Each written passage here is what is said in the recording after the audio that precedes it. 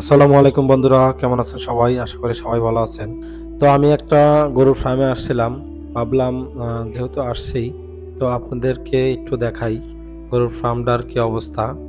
তো এই গরুর ফার্ম থেকে আ প্রতিদিন আ সকালে সকালে ১৫ লিটার এবং বিকালে ১০ লিটার দুধ পাওয়া যায়।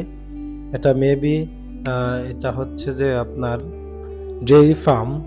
এই ডেইরি ফার্মই যারা করে তাদের কিন্তু দুধের উপরই নির্ভর করতে হয় এবং এই দুধ শেষ হয়ে গেলে যখন বাচ্চা তার বড় হয়, এই বাচ্চাটাই কিন্তু হচ্ছে লাভবাংশ।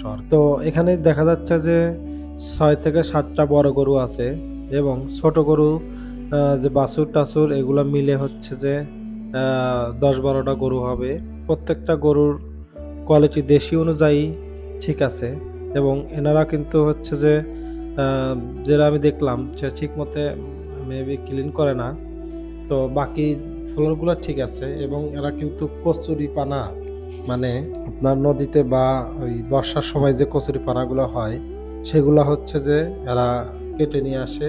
বিভিন্ন নদী থেকে বা খাল থেকে কেটে নিয়ে আসে। আর এর সাথে হচ্ছে যে খোল আছে, ভুসি আছে এবং খড়ও আছে। আ আ খড়ও খিলায়, খড়ের সাথে মিশাই এগুলা খাওয়ানো হয়।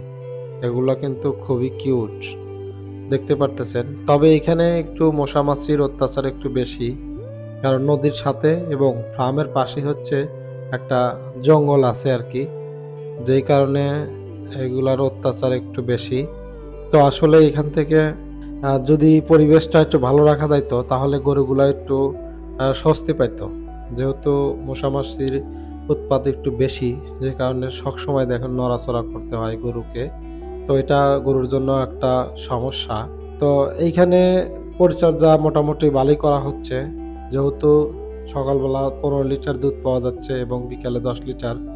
তো মাত্র ২ থেকে ৩ টা বাছুর আছে।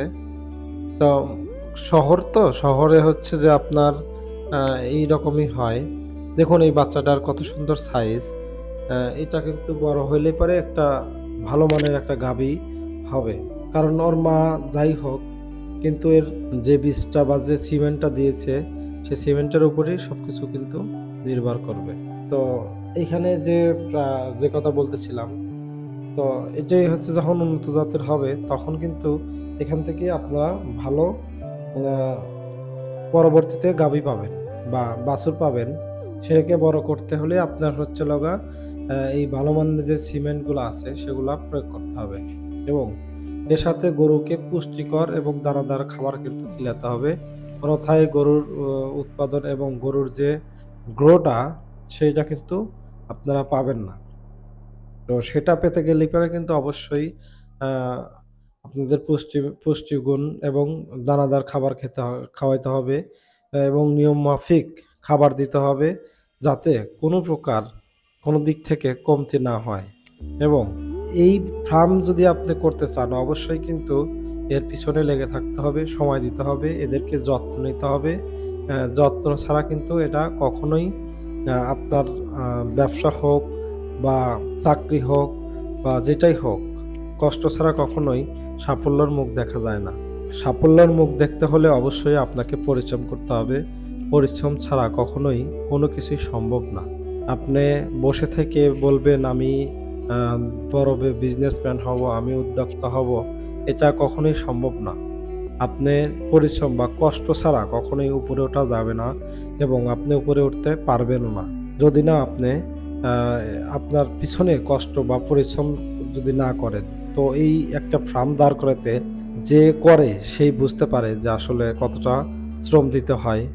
এটা কিন্তু এমনি হয় না। গরুর গোবর আছে, গরু যে পেশাব করছে সেগুলোর গন্ধ, গোবরের গন্ধ এগুলাকে আপনাকে সহ্য করতে হবে। তবেই আপনি এরকম একটা ফার্মের মালিক হতে পারবেন বা ভালো উদ্যোক্তা হতে পারবেন। উদ্যোক্তা মানেই যে শুধু টাকা ইনকাম, শুধু ঘোরাফেরা, শুধু এনজয় তা কিন্তু না। শুধুমাত্র আপনি আপনার পিছনে শ্রম দিতে হবে। শ্রমের সংখ্যা, শ্রমের মানে সময়টা হচ্ছে বেশি হবে এবং আপনার এনজয় টাইম কম হবে। আপনি একসময় যখন শ্রম দিয়ে উপরে উঠে যাবেন, তখন কিন্তু দেখবেন উঠতেই আছেন, উঠতেই আছেন। কিন্তু সিঁড়ির প্রথম ধাপটা উঠতে অনেকটাই কষ্ট হয়। সেই কষ্টটা আপনাকে সহ্য করে নিতে হবে, অ্যাডজাস্ট করে নিতে হবে। তবেই আপনি বড় উদ্যোক্তা হতে পারবেন। তো ভিডিওটা আর লম্বা করলাম না। আপনাদের জন্য এ পর্যন্তই।